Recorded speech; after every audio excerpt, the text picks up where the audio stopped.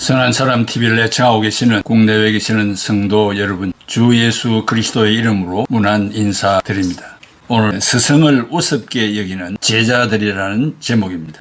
유명한 막스 웨버는 말하기를 직업에는 세 가지가 있다고 했습니다. 그 첫째는 천부적인 직업. 하나님께서 각자에게 탤런트, 즉 재능을 주실 때 그 일을 어느 누구보다도 잘할 수 있는 재능을 주셨다고 했습니다.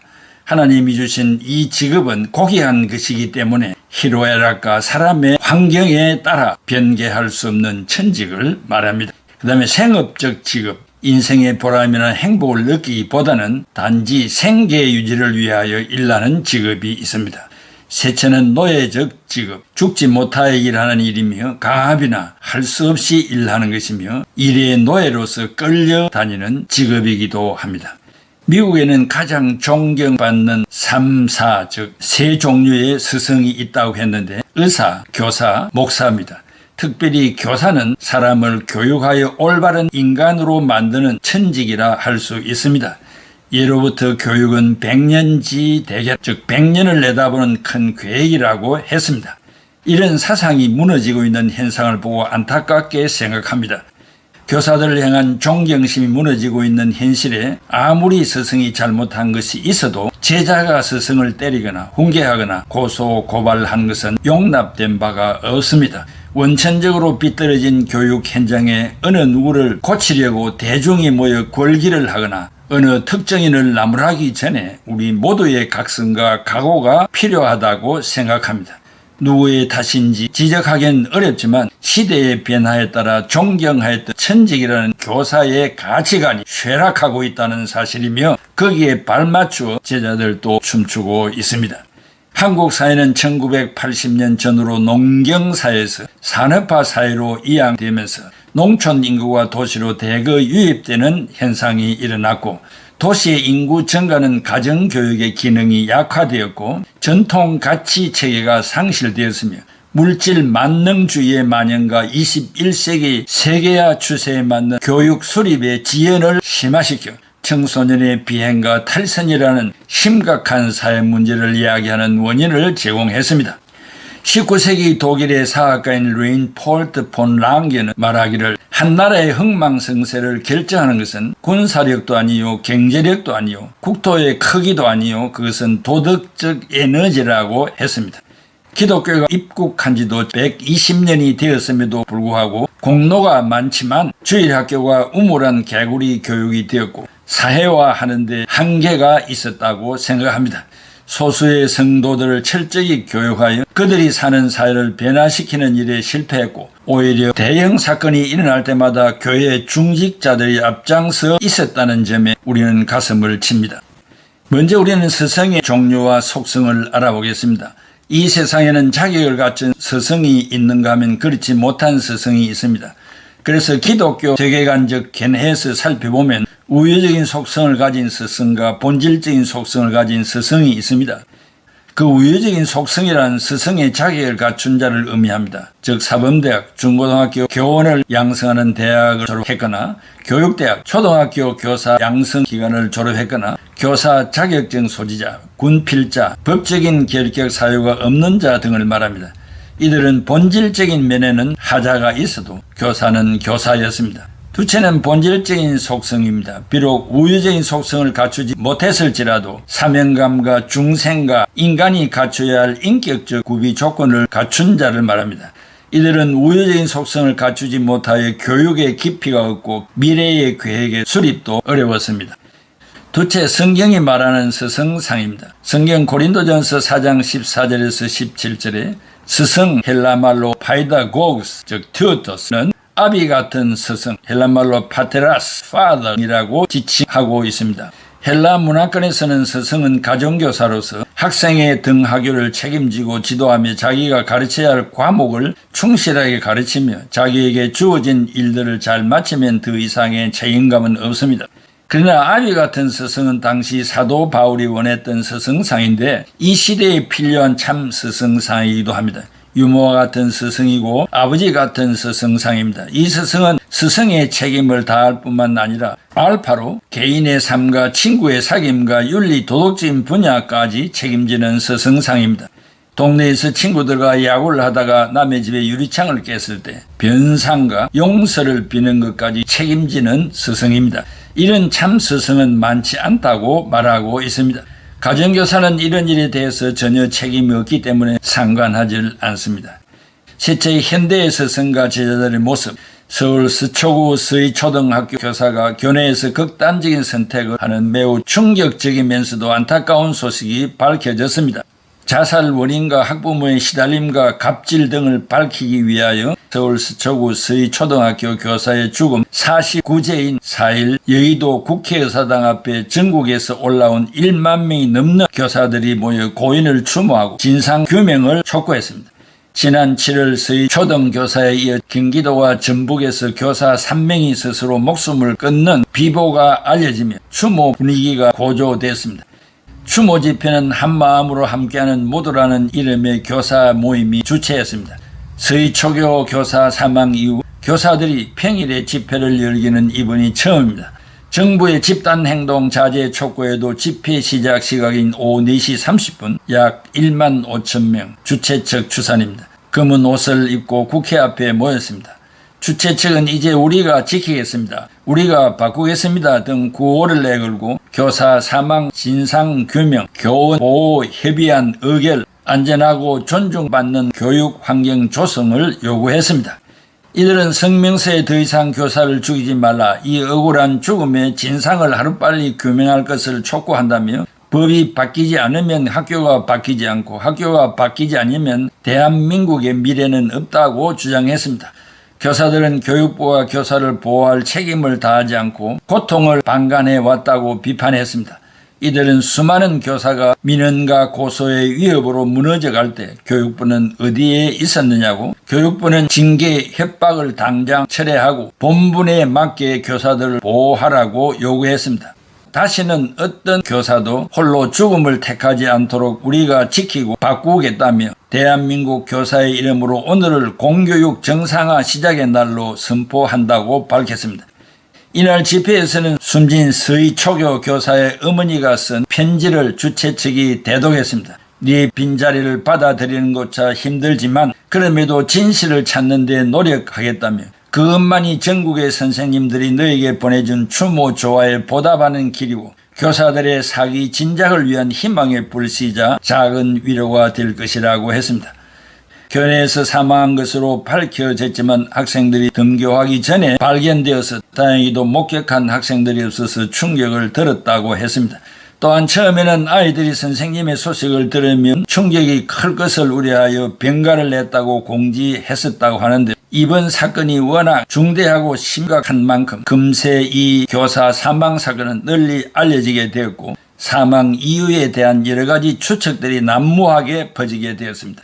서희초교 사망 교사는 아직 2000년생밖에 되지 않은 데다가 발령된 지 2년밖에 되지 않은 신규 교사로 밝혀졌는데 사망 원인에 대해서 여러 가지 내용들이 인터넷에서 화제가 되었고 교사가 사망한 이유가 학부모의 지속적인 갑질 때문, 그리고 학교에서 신규 교사라고 해서 군대식으로 엄청나게 군기를 잡았다라는 등의 이야기가 가장 많이 떠들고 있었습니다.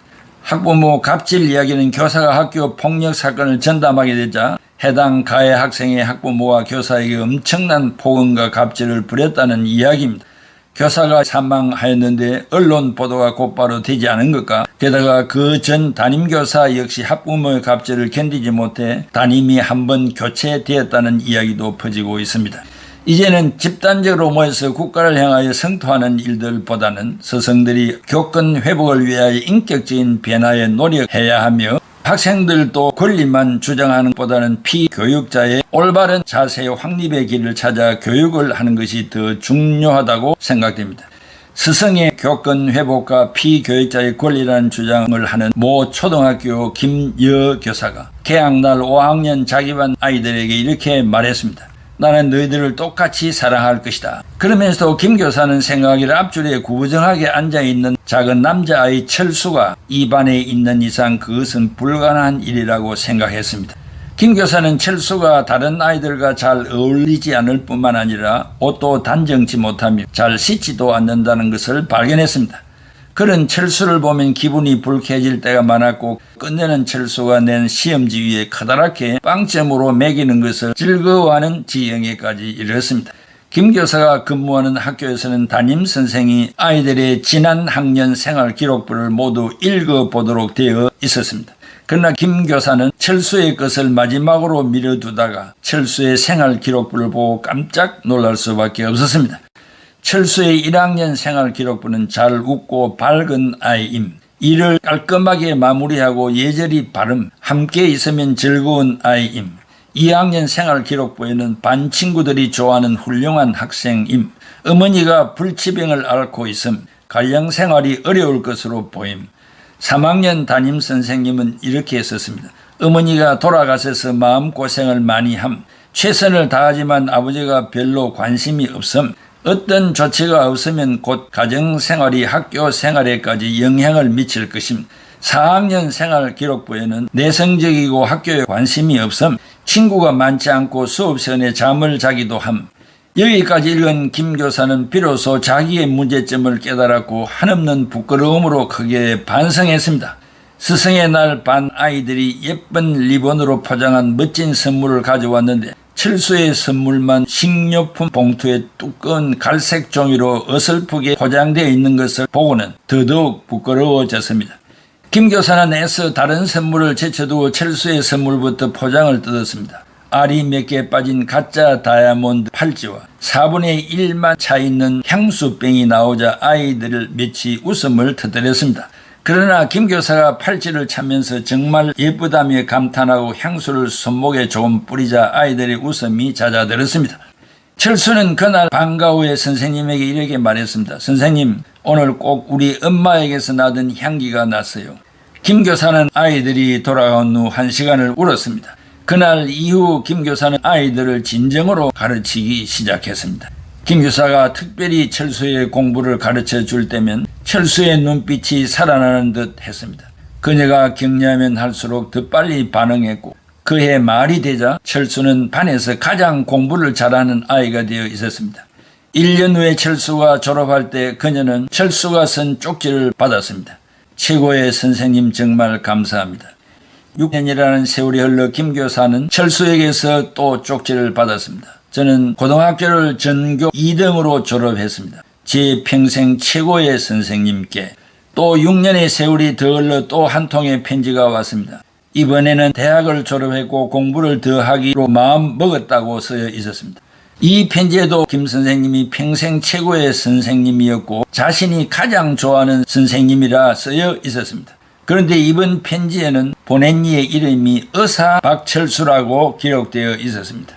늦은 봄에 또 한 통의 편지가 왔습니다. 철수가 결혼할 예정인데 아버지마저 몇 년 전에 돌아가셨으니 선생님께서 신랑의 어머니, 저의 어머니가 앉는 자리에 앉아줄 수 있는지를 물었습니다. 김 교사는 기꺼이 좋다고 화답하였고 철수의 결혼식에 참석했습니다. 김 교사는 가짜 다이아몬드가 몇 개 빠진 그 팔찌를 차고 어머니와 함께 보낸 마지막 크리스마스에서 어머니가 뿌렸었다는 그 향수를 뿌리고 있었습니다. 이제 의젓한 의사가 된 신랑 박철수와 어머니석의 김 교사는 서로 호응하고 난 뒤 귓속말로 속삭였습니다. 선생님, 저를 믿어주셔서 감사합니다. 제가 중요한 사람이라고 생각할 수 있게 해주셨고 제가 훌륭한 일을 해낼 수 있다는 것 알게 해주셔서 감사합니다. 김 교사는 눈물을 흘리며 속삭였습니다. 아니다, 철수야. 네가 나의 선생님이다. 훌륭한 교사가 가는 길을 나에게 가르쳐준 사람이 바로 너 철수란다. 나는 너를 만나기 전까지 교사가 가야 할 길을 전혀 모르고 있었거든. 이것이 우리 사회의 교육개혁의 본질이 아닌가 생각됩니다. 진정한 교육자는 누굽니까? 어떤 일합니다. 저를 기억하세요? 하며 한 젊은이가 어르신을 만나 여쭤보았습니다. 어르신이 모르겠는데 라고 말하자 젊은이가 어르신에게 저가 어르신의 학생이었다고 말씀을 드렸습니다.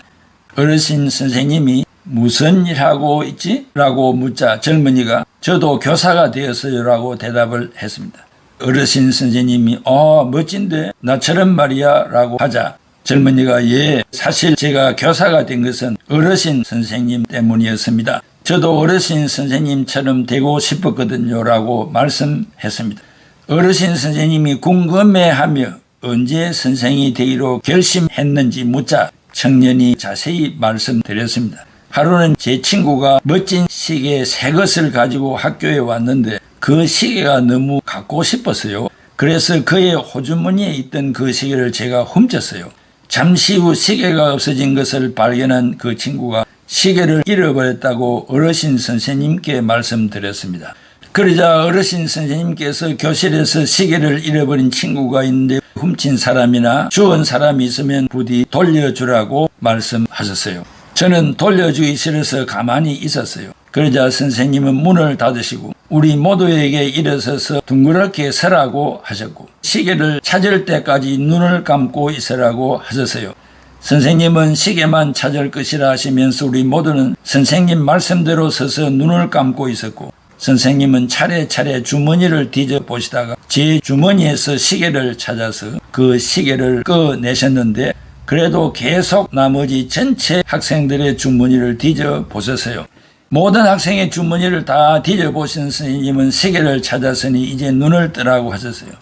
선생님은 누가 시계를 훔쳤는지 말씀하지 않으셨고 제게도 아무 말씀도 하지 않으셨어요. 그날 어르신 선생님은 저의 명예를 영원히 살려주셨고 제 인생에서 가장 수치스러웠던 날이 그날이었어요. 바로 그날 저는 절대로 도둑이나 나쁜 짓 하는 사람이 되지 않겠다고 결심했어요. 선생님은 그 시계의 사건에 대해서는 한마디도 하지 않으셨고 제게 한마디 설교도 하지 않으셨어요. 저는 선생님이 무엇을 원하시는지 분명히 깨달았어요. 선생님께 감사드려요. 저는 진정한 교육자에게 필요한 것이 무엇인지를 깨달았어요. 어르신 선생님, 지금 제가 말씀드린 사건 기억하시나요? 선생님이 말했습니다. 시계 사건 기억하고 말고 내가 모든 학생들 주머니를 뒤졌던 것도 다 기억해. 하지만 네 생각은 나지 않는다. 이것이 참된 스승이 걸어가는 길이 아닌가요? 성경이 말하는 대로 아비 같은 스승이 아니겠습니까? 그리고 그 스승의 영원한 함구를 기억하는 학생이 미래의 교육을 책임질 수 있는 바톤을 이어받을 후계자가 아니겠습니까? 이번 계기를 통하여 스승이나 학생이나 학부모나 모두가 자기를 성찰하고 주어진 직분 앞에 먼저 사람이 되는 길을 찾으면 좋겠습니다. 사랑하는 애청자 여러분, 인간은 죄성이 있어서 다 남 탓을 하고 모든 책임이 자기에게 있다고 말하는 자는 몇 명이나 되겠습니까? 자기에게 주어진 천직이나 또 일정한 직분이라도 그 직분 앞에 하나님 앞에서 사람 앞에서 자기의 본분을 찾으며 이타주의적인 삶을 살고 형제를 나보다 낮게 여기는 그런 신앙 정신이 있다면 교육계도 그 외의 모든 기관 단체들이 새로워질 것이며 질서 정돈과 법 지킴과 사회 정의가 실현되리라 생각합니다. 이러한 사건 앞에서 스스로를 성찰하는 좋은 기회가 되기를 바랍니다. 기도하겠습니다. 고마우신 아버지 하나님, 은혜와 사랑을 감사합니다. 변화무쌍한 이 사회의 틈바구니 속에서 몇몇 사람을 선택하여 소금과 빛이 되어 그들이 살고 있는 지역사회를 변화시켜서 잘 사는 사회, 정직한 사회로 만들고 무엇보다도 복음을 전하여 그 영혼이 구원받고 감격하여 감사 생활을 하며 정의로운 삶을 살도록 하셨습니다. 먼저 믿는 저희들이 이 소명을 다하지 못한 것을 용서하여 주시고 남은 여생이 길든지 짧든지 우리 모두가 이 사회에 앞장서게 하여 주옵소서. 이렇든 저렇든 세상을 떠난 그 유가족들을 위로하시고 격려해 주시기를 바라오며 남의 허물을 보고 내 허물을 고친다는 옛 속담처럼 한국 교계의 모든 스승들이 자기 자신의 정체성을 즉 아이덴티티를 찾아서 나아가는 좋은 기회가 되게 하여 주옵소서. 예수 그리스도의 이름으로 기도하옵나이다. 아멘.